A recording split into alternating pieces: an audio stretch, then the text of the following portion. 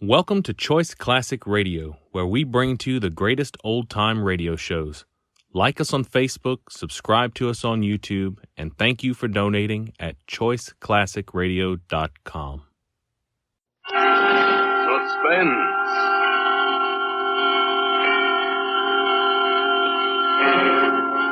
Tonight, Autolite brings you Mr. Robert Montgomery in The Thing in the Window, a suspense play produced and directed by Anton M. Leader.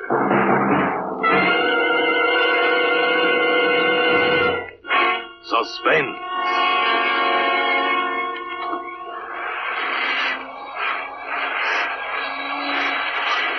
Mary, Yes, Mr. Ames. turn that vacuum cleaner off for a minute, will you, and come over here.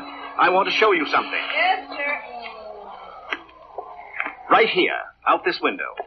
Now look across the street, directly across the opposite apartment. See that window about 3 windows in from the left, with kind of blue drapery. Uh-huh. There's something sitting there in a chair. Someone. He hasn't moved all night. I think he must be dead. Dead. Oh, Lord of mercy, Mr. Ames. Take a good look at him and tell me what you think, Mary. Okay, but I don't favor looking at no corpses, Mr. Ames. It's unlucky. Now, which window did you say? Third one over. Wish to had my glasses No, with me. over there, where my finger is pointing. I'm afraid I don't see it yet, Mr. Ames. No, look, the window with the blue draperies. He's wearing a sort of gray suit. The arm. Can't you see the arm hanging down over the side of the chair? No, but you got good eyes, Mr. Ames. If you see it, I'm not arguing with you. What you going to do about it, Mr. Ames? Well, I don't know. I just began to notice it last night. I guess I first have to find out if the man is really dead.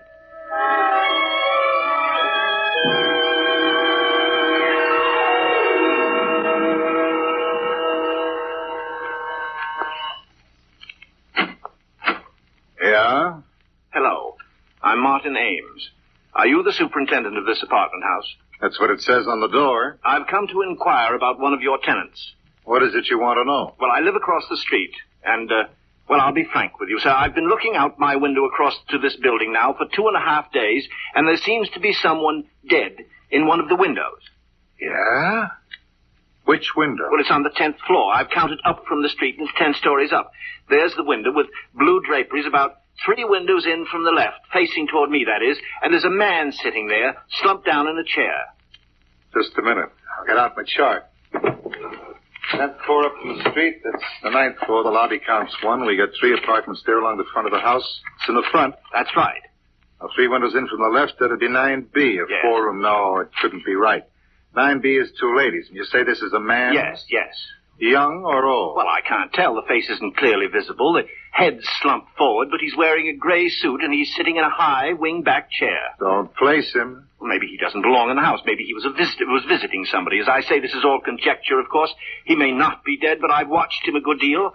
I'm home a lot in the daytime. My profession, the stage, doesn't take up too much of my time, and it looks mighty suspicious. Okay. I'll check it. Do you mind if I stay around? No. Sit down. I'll give 9B a ring first on the house phone.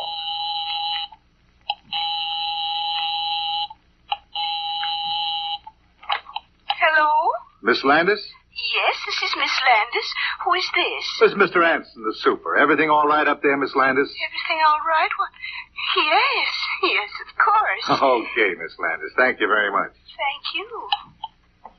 Well, that's that. No soap on 9B. 9A's in the country. 9C isn't home. I just saw her go out. I'll go up there a little later and take a look around. Well, what about this 9A, the people in the country? Well, maybe. They're an old couple. He could have come back and had a heart attack up there by himself. Or maybe somebody else. Some other person could have been using the apartment while they were away. Maybe. I'll take a look in anyway. Only if I got the window straight like you said, it ought to be 9B.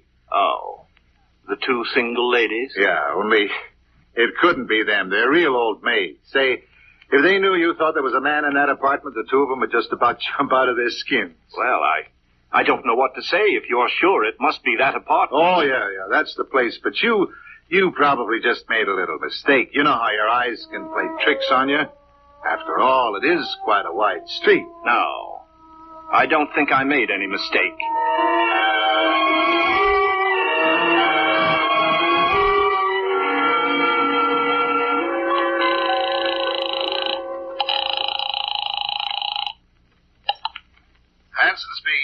Oh, hello, Mr. Anson. This is Mr. Ames. Again?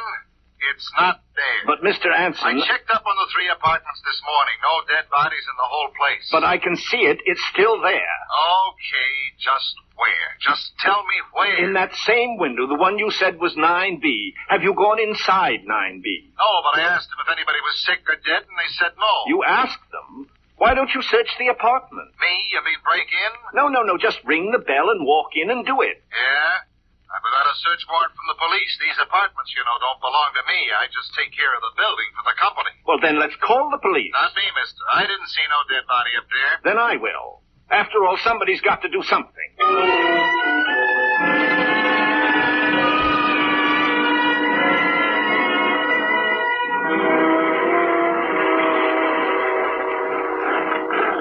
I still maintain, officer, these two sisters are as refined ladies as you could find anywhere. High-class church-going ladies. They used to teach school up here at PS 13. Yeah, that don't mean a thing. And they got a dog in there. Now, will you tell me one dog that would stay for almost a week in a flat with a dead person? I'm not telling you nothing. All I know, this gentleman, Mr. Ames, reported a stiff over here. And if he says there is one, there is. Till it's proved different. Right, Mr. Ames? Well, I keep seeing the thing day in and day out. I'm not working at the moment at being home so much. None of the other neighbors have complained. Dead bodies ain't exactly... Okay. Right this way, please. I hope they're home. Well, if they ain't home, you got a pass key, haven't you? Yeah, but we're not supposed to use it, though, unless for an emergency. This is an emergency. A dog bite? Sometimes. Quiet, baby, quiet. Yes, who is it? I'm awful sorry, Miss Landis, but there's been some kind of a mix-up. These two gentlemen want to look over your apartment. But why? It's not for rent. I know. Come on. Cut out the palaver. Look, lady, a dead body's been reported sitting in one of your windows. What? Yeah. This guy lives across the street, and he's been seeing it over here for a week. So come on now, open up. Dead body, but that's impossible. My sister and I live here all alone. Yeah, we know all about it. Excuse me a minute. I'll call my sister. Vivian! Come on. Vivian! It's the police! Look, lady, I'm not standing here all day. Anson, give me the pass key. It won't do no good. They got a chain on the door from the inside. Open up in the name of the law. How do you do?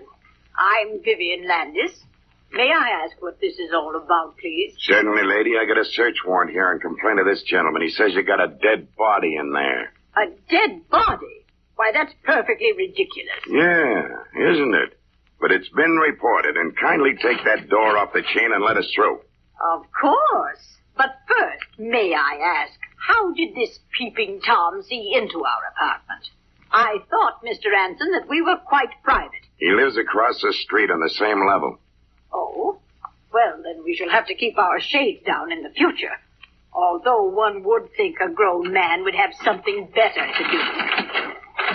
But do come in, gentlemen. Make yourselves right at home. Thanks. Is he coming in here, too, Mr. Busybody? No, he doesn't have to if you don't want him to. Well, I most definitely don't. Okay, Mr. Ames, you better stay outside. Yes, but, officer... He does want to poke around in our private rooms. Is that it? Maybe he had some ulterior motive in worming his way in. Maybe he's come to get the lay of the land, so he can break in someday to rob us. Okay. He's not coming in. Now, let's take a look at your window, lady.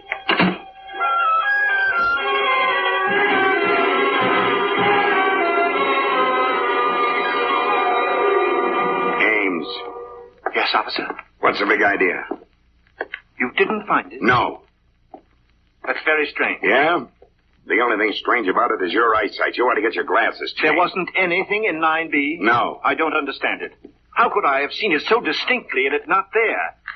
But perhaps it isn't in the window now. Perhaps they hid it while we were waiting outside that door. Hid it? Now, where does one hide a dead body in a four-room flat? I looked in all the clothes closets, under the sofas, in the chests. Well, perhaps they got it out with some help.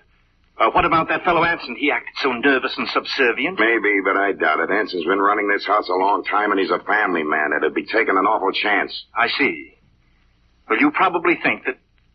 You know, it's so terrible to keep seeing it, feeling that it's slowly decaying in there in secret. Why, the thing could be there for weeks. It's so high above the street, and it only seems to be visible from my apartment.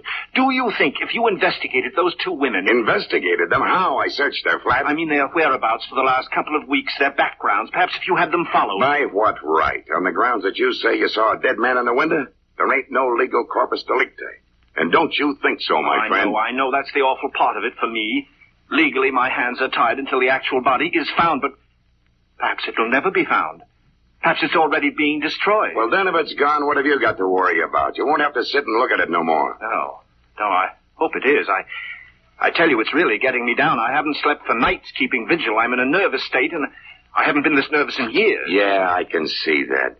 Well, why don't you try forgetting it for a while? Try not to look over into that window or go away for a change. You done what you could, Mr. Ames. If there is a stiff over there, well, that's my business, ain't it? And if there isn't... You mean...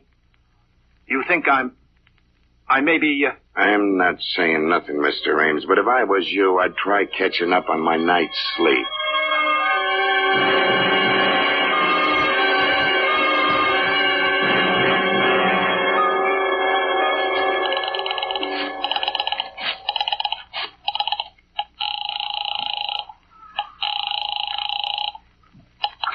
Hello? Miss Landis, I'm sorry to disturb you at this time of night, but I'm desperate. I haven't anywhere else to turn. What? Who is this? This is Mr. Ames, Martin Ames, your neighbor, the one across the street. Oh, Now, please don't think me a pest, Miss Landis. I didn't mean to annoy you. It was only because I was so desperate that I initiated this search. quite all right.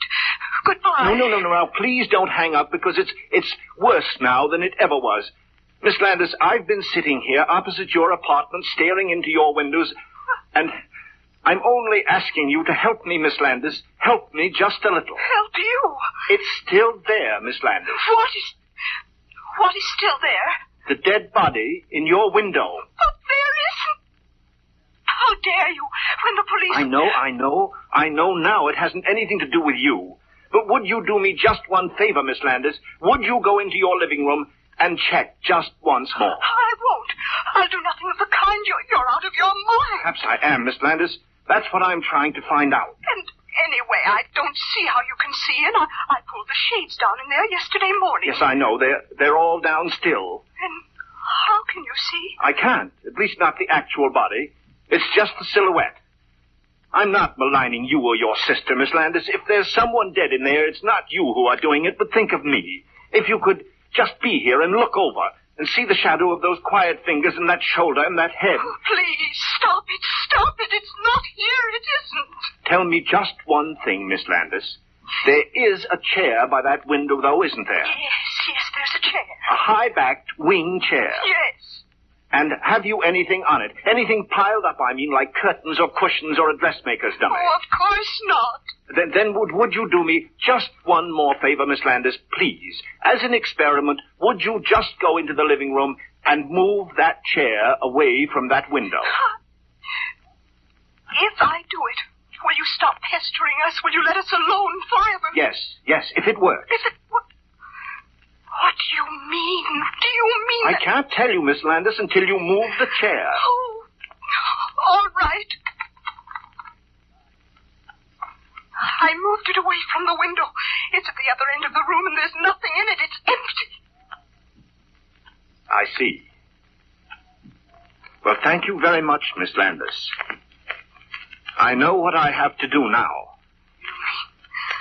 Yes, Miss Landis. It's still there.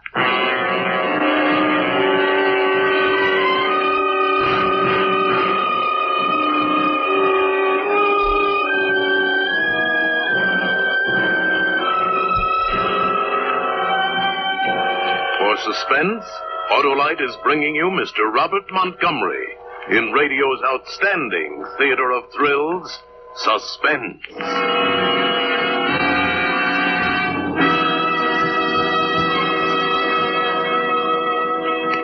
Say, Hap, what have these stars around here got that I haven't got? Why, let's see, Harlow.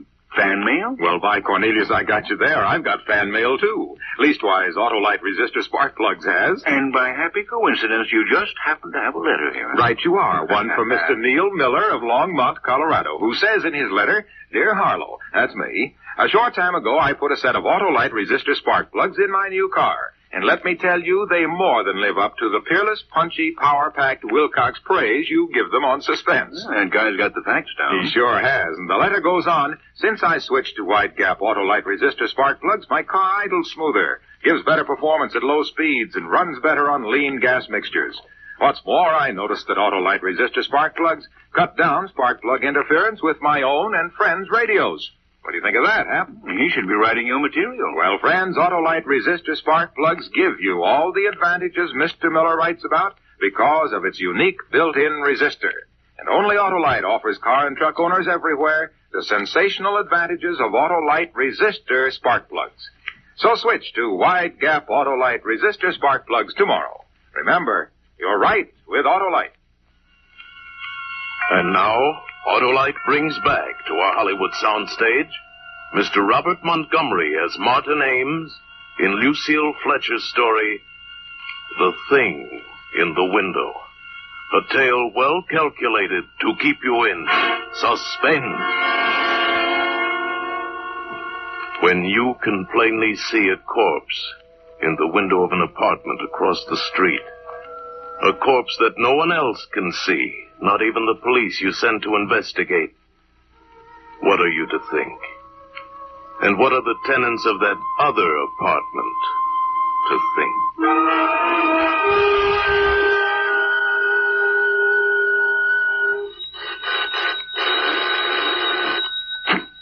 Oh, Miss Landis. Where is it? I want to see it at once. Yes, Miss Landis, come in.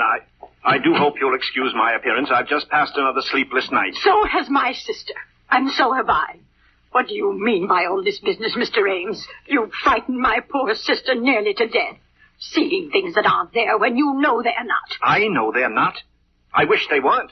I wish to heaven I'd never looked out that window. I wish these walls were solid stone, and your walls, too. You're a sick man, Mr. Ames. Oh, am I? I wish I were. But I'm perfectly sane and well. I went to a psychiatrist yesterday, and guess what he told me? There's nothing wrong with me, nothing. I can't believe that. To you, I suppose it's a form of madness to persist in seeing this hideous image. But not to me, Miss Landis. I've finally come to an entirely different conclusion. And what is that? The supernatural. The supernatural? A ghost? What nonsense, Mr. Ames. Yes, I suppose it is nonsense to you, isn't it? You've been a school teacher. You believe in logic, common sense, the things that give a pretense of solidity to this frail little life of ours. But I'm an artist. I've always had a feeling for the thing beyond, the intangible, the shadowy. And sometimes out of the shadows we glimpse the yawning fangs of the eternal. You put things rather oddly, Mr. Ames. Just exactly what do you mean? Simply this. I checked on that building with the real estate agents yesterday afternoon after I'd left my psychiatrist, and there was a murder. In our apartment? The report didn't say. You know how they try to hush these things up, but it was a man, a young man, the lover of one of the tenants, a Miss Sweetser. Sweetser? Oh, that's the name of the people who lived there before us. But they were an elderly couple, Mr. and Mrs. Sweetser. I never saw any Miss Sweetser. She died. She was the daughter. She killed herself afterwards by jumping out one of the windows. Oh, how perfectly awful. It's rather a ghastly coincidence, isn't it? Was it out our window? Who knows? She must have been a very neurotic person, though, this Miss Sweetser. Half crazed almost with love or jealousy. I checked on the details in an old newspaper. She cut his throat, nearly decapitated him. And it said that when they lifted his body out of the chair later... Excuse me, Mr. Ames. I'd rather not hear. I still can't believe... If there is something, if there could possibly be something, why haven't we seen it, too? Why should you? Haven't you seen it, Miss Landis? No. You're sure? Never? Perhaps in the middle of the night, getting up and passing that room, seeing that chair outlined against the window? Oh. Just in passing, perhaps? You've never had a glimpse? No. I really must be going. No. Please stay and look at it. I want you to see it out of my window. My sister Elaine, she's so nervous. I just can't leave her alone so long. But then how will I know, Miss Landis? I thought you came here especially. It'll only take a minute. It's right here in this bedroom. I just have to let up the Venetian blind. Miss Landis! Miss Landis.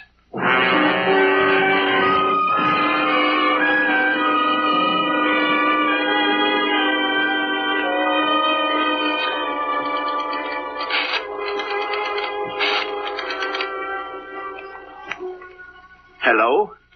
Sergeant? This is Ames, Martin Ames. I just called to let you know that I think you're right about that good night's sleep. Yes, I'm going away tomorrow for a long rest. Shutting up my apartment. Yes, I'm all tied up in knots. I don't know what to think.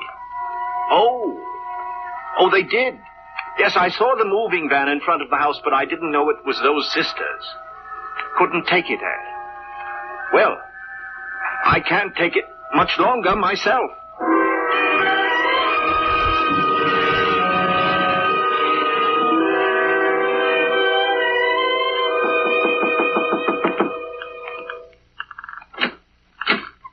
Well, Marty, bravo, bravissimo, old boy. Not so loud. Well, the mystery. The superintendent here doesn't like me. I should think he would not like you, grabbing this beautiful apartment right from under his nose. He probably had it promised to a friend. But you've got it now, Ronald, just as I said. So I have, old boy, so I have. And it's beautiful. I'm crazy about it. You've outdone yourself. You've been more than generous. Think nothing of it, Ronald. I'm glad to do it. For such a distinguished colleague. It certainly was nice of you. And I wish I could do something in return, Marty. I really do. Perhaps that play I'm doing next season. There's a part in it, a very small part, but very necessary. Thanks just the same, but I'm doing pretty well just now, Ronald. Oh. Do you, like the place, Ronald? Like it? Look at that living room, those gorgeous casement windows. It's like a stage. And what a place for parties. I don't know how you found it, Martin, this housing shortage. You must have a sweetheart in the real estate business. Oh, I'm married. Why, when your call came, I wouldn't trust this to anyone but myself. I left the whole cast just standing there on the stage while I came over. Tell me, how did you do it? Oh, it's rather a long story. But let's sit down, shall we? Here, in the living room. No. You take the chair. Oh. I guess they must have left it when they moved out. Well, to be frank, Ronald, I got this apartment by a ruse. A ruse? What kind of a ruse? Oh, it was a nasty one, all right. I frightened the last tenants away. I told them I saw a dead man sitting here in this window. Oh, no, not really. How clever of you. But, of course, there wasn't. No, of course not. I made him up out of whole cloth. You see, I live across the street, directly across, in that apartment with the striped curtains. Oh? They were very scary women. I used to watch them from my own place, always going to bed early, always pulling down the shades at night. Then there was this chair by the window. That very one that you're sitting in now. Really? One night, just sitting there late, I got an amusing thought. There was a kind of shadow across the chair that night. Reminded me a little bit of a corpse. It came to me that it might be fun to create a part, a character, a corpse that wasn't there. I don't follow you quite. Some actors need a play, Ronald, to create a role. Others, the great ones, work out their own dramas. I proceeded to invent a part for myself. I was the eyewitness, the innocent bystander across the street who saw the corpse in here. I kept seeing it, and finally, by the power of suggestion, it became real enough to frighten them away. It's very clever, but rather drastic. Not at all. Proved my point, didn't it? Oh, yes. And it got you the apartment. Well, really, that was very kind. I've always hoped we'd be neighbors, Ronald. As a matter of fact, the whole idea for this thing came to me on that day last May when you turned me down for that part. Outside of Sardis, do you remember? You said you were looking for a place then. Did I? Oh, yes. It was then that I first thought how nice it would be to see you. Right across the street, sitting in this window. I simply had to bring it about. That was the night I went to work on the thing in earnest. No, Ronald, don't get up. I'm not through. Oh, really, old boy? I'm afraid the gang at the theater, they don't even know I'm here. They'll wait. People always wait for you, don't they, Ronald? I could call them for you, of course, but the phone's been disconnected. I'm afraid which way's the door, old boy? Really, Marty, it's been very kind of you. What's the matter? Don't you like the apartment? Aren't you going to take it after all my work? Oh, yes, I like it very much. But The door's locked. Yes, Ronald. I'm afraid you'll have to find your way out.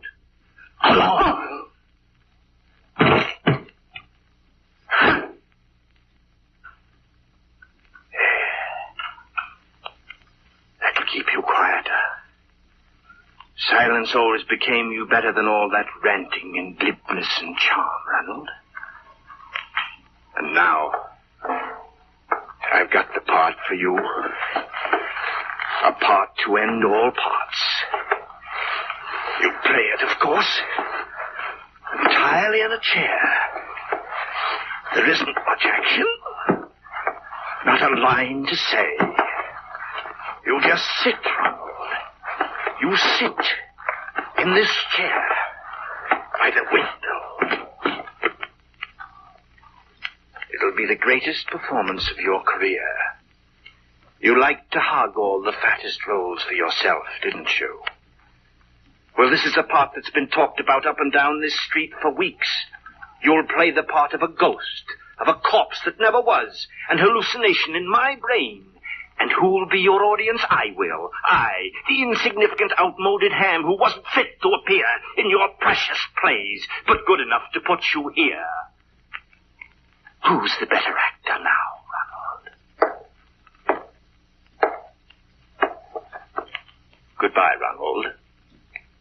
No one will see me go out, but I'll see you across the street. Okay, Miss Landis, I got the pass key right here. So kind of you, Mr. Ransom. Personally, I begged her to leave the old thing here and had you throw it out, but Elaine listened. It's Mr. Ames. Ames? Yes, I was just going. I couldn't resist coming up and making one final check just for myself. The door seemed to be open and anyway, the illusion's quite vanished. Quite. There's nothing there. Really, Mr. Ames? That's good. All right, Mr. Ransom. Will you ask the moving men to go in there now and take away the chair?